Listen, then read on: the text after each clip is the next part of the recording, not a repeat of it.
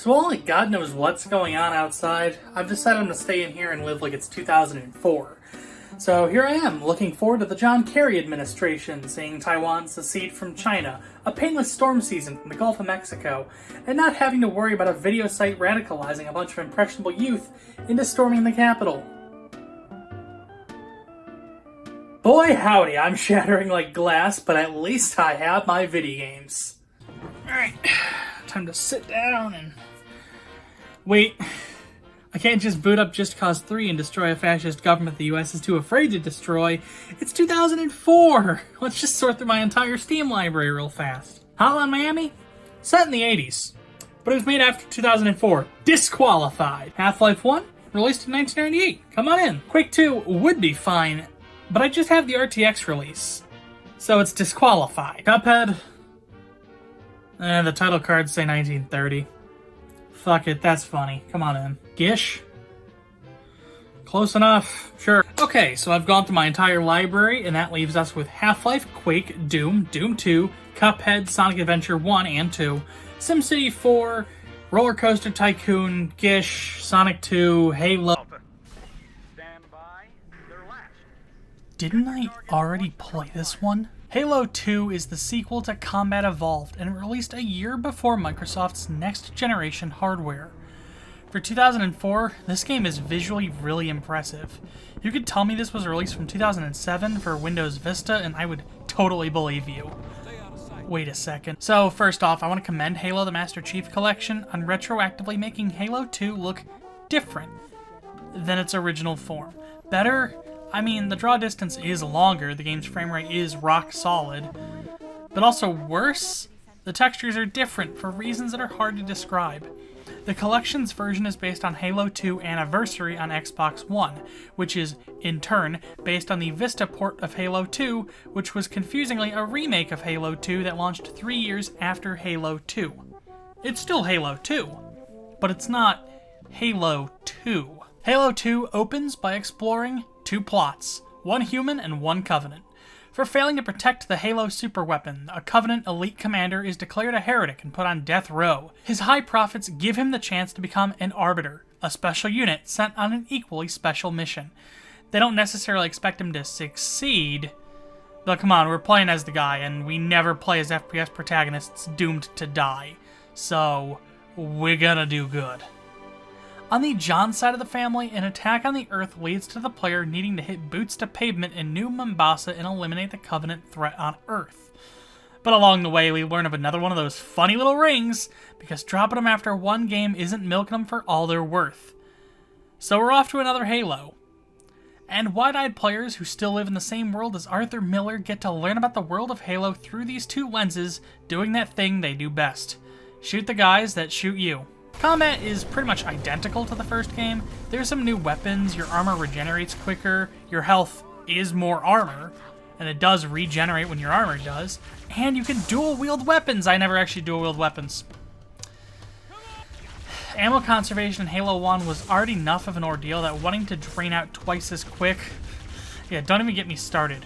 My ammo counter would be just like Doctor Who, completely dead with no chance of coming back. But for the International Year of Rice, though, these options are pretty decent, and this combat system is real streamlined and slick. I mean, let's take a look at our competitors from 2004 real fast, and we'll see why Halo 2 feels as good as it does.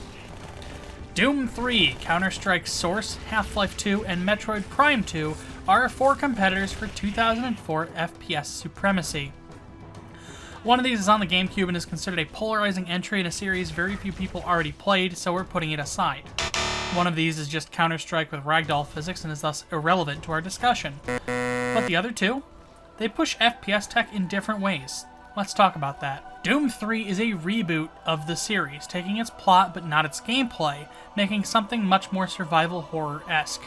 Technologically, the lighting and rendering tech in Doom 3 is super impressive, with full motion video plastered onto surfaces at runtime, sometimes fully interactive with buttons and icons like you're actually using a computer screen.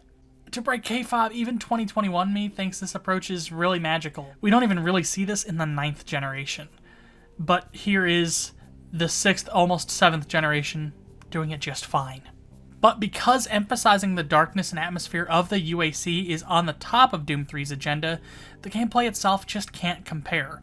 You have to keep swapping from flashlight to gun and back to flashlight to juggle killing demons and being able to actually see, and it's grating as hell pretty much the entire way through. If only Doom Guy knew you could tape the flashlight to your gun.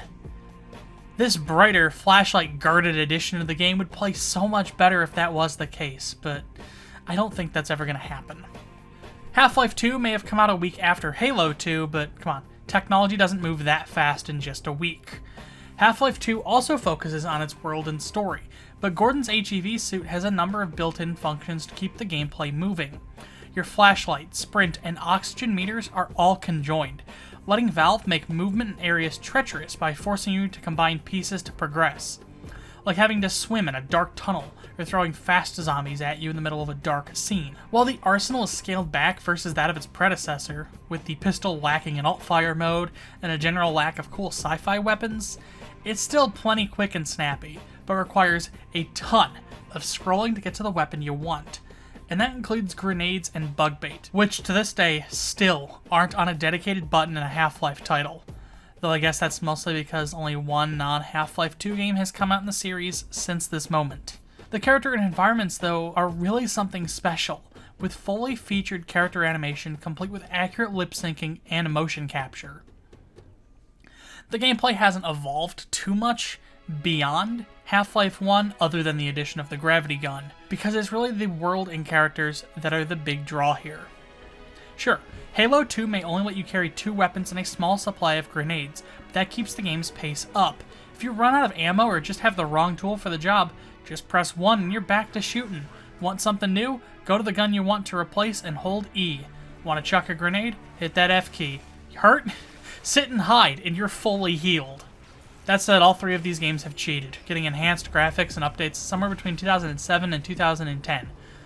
I don't know why we're so afraid of 2004 games looking like games from 2004. I mean, Sonic Heroes isn't embarrassed by its visuals. Now, Sonic Adventure, on the other hand, I'm getting off topic. Levels, they're larger, but not really longer. There's more to explore and a lot of ground to cover, whether that's by vehicles or scripted segments or just a lot more walking around. Indoor spaces don't feel as cramped or claustrophobic as they did in the first game, and when they repurpose a space, they'll at least give the repeats a little bit of a facelift so it actually feels like you make progress. They're still really linear though, so it doesn't really feel like a living world, but rather just a really fancy hallway. That said, nobody's really had a full open world the size of a Halo to explore in a game yet, so for 2004, this is pretty good. When we last met John, he had just learned that the big fancy ring he had landed on was meant to kill and contain the Flood, a parasitic race that consumes the life around it to grow and propagate. The Forerunners had a solution, but not a pretty one. Let's just kill everything nearby. And nearby is like 25,000 light years, and if you bump into another Halo while you're doing that, have that one start its own 25,000 light year kill sat. Chief destroyed that Halo, only to learn that there were 6 of them left to destroy. So now we're doing that. The Covenant don't know that about the Halos. They believe them to be religious artifacts that will usher in an age of enlightenment and let them ascend to a higher plane of being. So that's why they want to activate them. It will make them ascend. Do Covenants go to hell? Ol' Arby over here learned of what the Halos are for, and the other elites are prone to figuring it out for themselves. So the Covenant's looking to replace them with Brutes, a race of beings who don't question what the Halos are for, and would gleefully take them for themselves if they had to. Meanwhile, Chief is on the case, killing 3 of the Covenant's prophets, Truth, Regret, and Mercy. After taking one of them out in a boss fight that could really use a "Hey Dingus, you can latch onto his chair now" pop-up, the Covenant Temple is firebombed and Master Chief dives into the water to escape, only to be dragged away. Meanwhile, the Arbiter learns that his holy quest was to access the Halo equivalent of the nuclear launch codes, and Tartarus, the brute chief who was in cahoots with the Covenant, has Arbiter pushed into an abyss. Arby and the Chief both... Wait, Arby and the Chief... Is that where those words come from? Those words have been pinging around in my head for ages. Let me look this one up real fast. Holy shit, I just thought that was the name of a sandwich. I am a monument to all your sins. Oh, that wasn't an Oppenheimer quote? Oh god. Oh god, that wasn't an Oppenheimer quote, was it? So both Arby and the Chief end up in the clutches of the Gravemind, the Flood's hive mind leader thingy. You know, I actually haven't used the anniversary graphics upgrades at all during this campaign. Let's turn them on for a quick holy fucking shit. Oh shit. What the fuck? Oh god. Okay, off. Thank you. So the Arbiter learns the truth of the Halos, and the Chief is given another chance to kill. Arbiter gets the last mission of the campaign, teaming up with the UNSC to... dang. Dingus! Damn it! Shit! Okay, so we stopped the second Halo from firing, but not before accidentally activating a failsafe. All of the Halos are now on standby and can be remotely activated from the Ark. Where is the Ark? We don't know, but hey, John's back on Earth to a... Hear me. Over. Isolate that signal. Master Chief, you mind telling me what you're doing on that ship? Sir, finishing this fight. Oh shit, that wasn't like a marketing blurb for Halo 5? That was from Halo 2? And now, the Covenant City of High Charity has been overrun by the Flood. Nothing left but the Gravemind and his hive mind army, now fully capable of driving and flying, of running and gunning. Well, nothing else but Cortana, who seemingly offers up valuable intel to the leader of the Flood. And I'm back at the main menu. That was Halo 2, I guess. That was one hell of a cliffhanger. The game's combat could be better during boss fights and at the end of the game. It's not the most balanced, but it's overall a pretty damn solid experience. Really quite fun with varied environments and a really cool aardvark? Let's go back to my controversial FPS ratings board for a second. Okay, so yeah, Doom is an S, yeah, Half-Life 1's an A, Doom 2 and Quake are B, Halo 1, that was a C. Yeah, I actually feel comfortable putting Halo 2 somewhere in A.